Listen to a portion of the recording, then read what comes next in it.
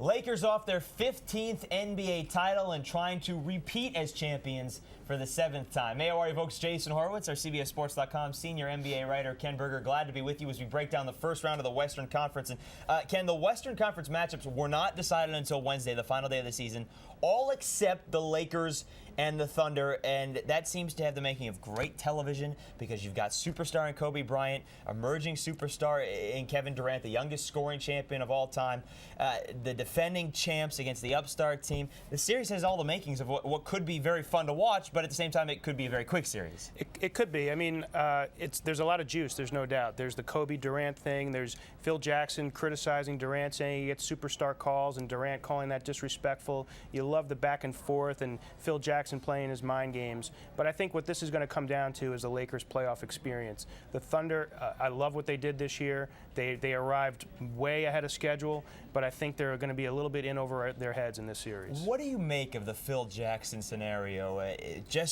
He was fined $35,000 for his comments for criticizing the referees about Durant getting to the free throw line, but isn't that just Phil Jackson getting in his head and getting exactly what he wants? That's just Phil putting a $35,000 down payment on the NBA Finals trophy. I mean, that's it's a well worth the investment.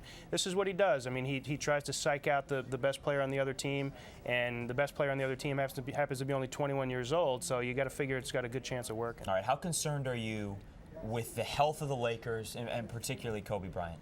Well, I think that's been a major concern. Hopefully for the Lakers' sake, he's gotten a little bit of rest late. He took a couple of games to get himself together. It hasn't been a vintage Kobe year, although he does have the 6 game winners. But playoff time is different, and that's what I remember. The last time I was in Oklahoma City, the Lakers played there, got blown out, and Kobe was in no mood to reflect on how good the Thunder were or how up and coming they were or how good Durant was.